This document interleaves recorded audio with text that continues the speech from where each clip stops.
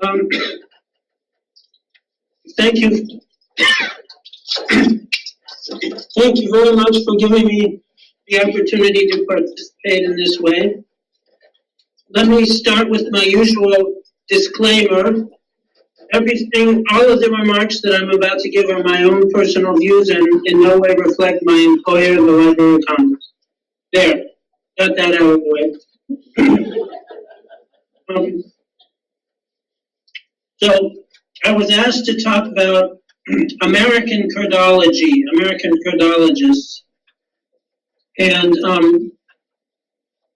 so I just jotted down the names of people as they came to mind.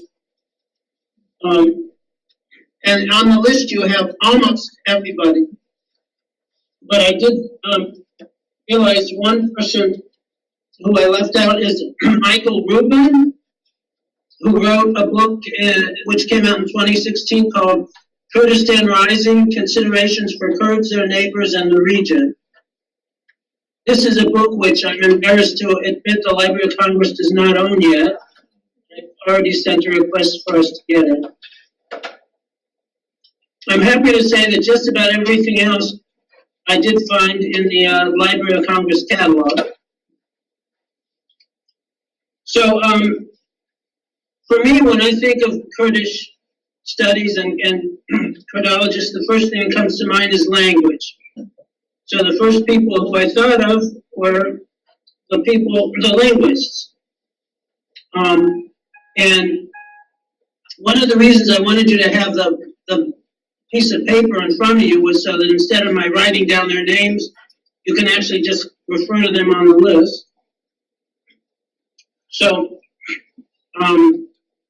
Ernest McCarus and Jamal Abdullah in the 50s came out with, through the University of Michigan at Ann Arbor, came out with a 5-volume set for studying the Sorani of Suleymaniya. There was a textbook, a glossary, and 3 readers. And I think that it's actually still in print. It certainly is in need of update, but that was the first major work, and Kurdish being taught at American University, I would think that Ann Arbor would be the first major place that happened. Margaret Kahn, the author of The Children of the Jinn, and now a good friend of mine, was a student of Ernest McCarus's and taught. She studied under at the University of Michigan, and she wrote her book, The Children of the Jinn, based on her extended stay in Kurdistan of Iran. And that book, I would say, is a must-read for anybody who is interested in becoming a Kurdologist. It was very formative in my becoming one.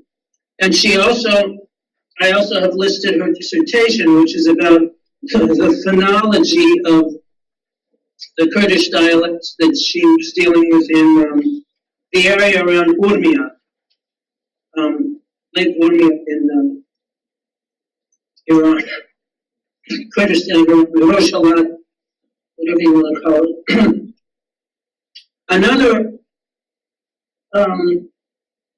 Another early language person was Wheeler Thaxton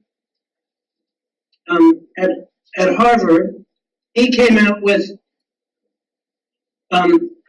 early textbooks and readers, both for Sorani and Kurmanji. His Sorani one is particularly useful.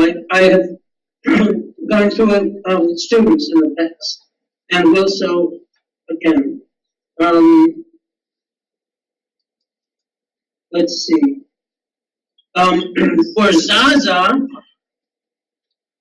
another dissertation is Terry Lynn Todd's dissertation, which is basically a textbook for studying the Zaza language / dialect, and his informants were from the area around Siverek, which is in the province of Urfa, about halfway between the city of Urfa and Diyarbakir.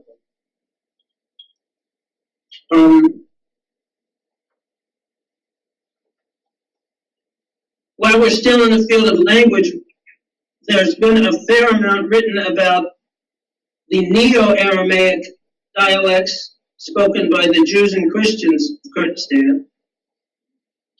I did not include these names on the list, but people like Robert Hoberman and Samuel Ethan Fox are particularly worthy of mention because they're Americans who have studied both Christian and Jewish varieties of Neo-Aramaic.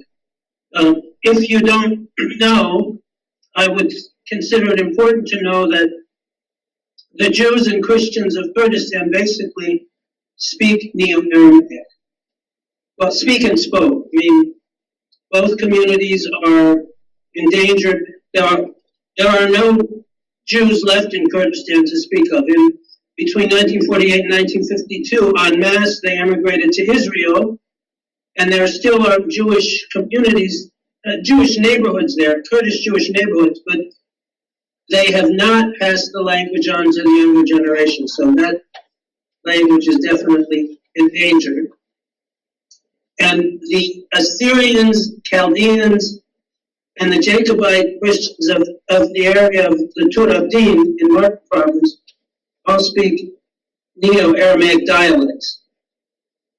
And also right across the border in Rojava, in the area around Kamishli and Turbaspi and going towards Hasaka, there are also Neo-Aramaic speaking Christians who speak a dialect very similar to spoken in the Turabdin. Now, I don't know whether those people, Robert Hoberman and Samuel Ethan Fox, would consider themselves Kurdologists or not, but it certainly is clear to them that they're studying the language of, a language of Kurdistan. If I have time later, I can come back to that. Still in the field of language, I'm not gonna mention myself. You know about me. But Laura Shepard is a woman who apparently lives right near me here. She's very, I would almost say secretive, but she has published an advanced Kurmanji reader and several books about both Sorani and Kurmanji, mostly through this Dunwoody Press from Northern Virginia. And there are several students who are just working on their dissertations now. People such as Daniel Berry in New York City, Anush Sunni, who is of Armenian background. She's in Los Angeles. She's a student of mine. Michael Sims, who's from Richmond, Virginia. And Patrick Lewis, who's I think from Chicago. Some of you probably know him. So, on the field of language, that about does it until something else comes to mind. But then there, let me next go to the photographers. Susan Meiseles is well known. There's a strong program of word languages and cultures, and teaching languages is central to Northeastern Illinois University here. And we are in the process of collaborating at Zahra Institute and Northeastern Illinois University to build an MA degree program in Kurdish Studies with strong emphasis on language and literature. So hopefully we are in the process of addressing that need that we have, globally as well as for North American academia. Good. The more I hear about Zahra Institute, the more I think that, the more I like what I hear, let's put it that way. It sounds like the Kurdish language doesn't have to worry about going out of existence because there are a lot of people who are native speakers who are embracing it and passing it on to the next generation, which is, you know what my saying is, my motto. Zmane kozarok penepeyeven be pasharoja. A language not spoken by children has no future. So I think I'm preaching to the converted here, which makes me very happy. We have new converts as well. Thank you.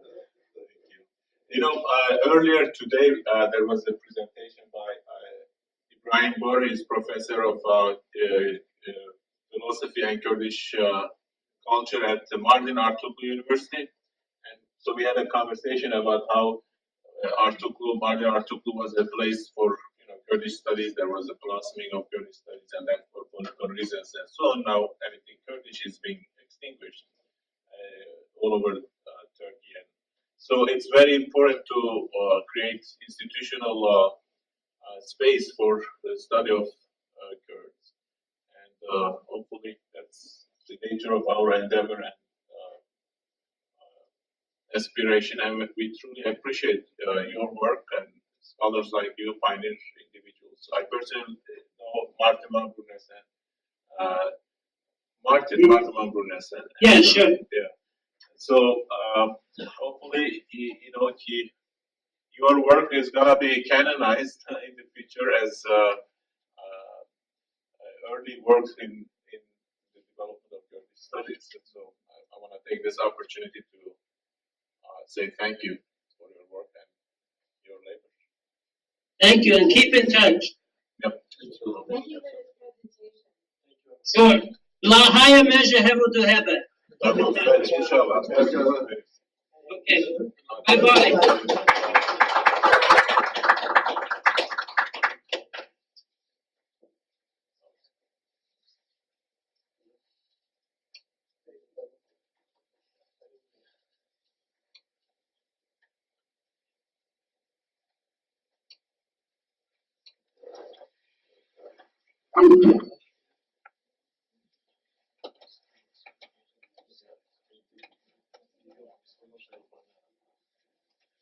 Shall we?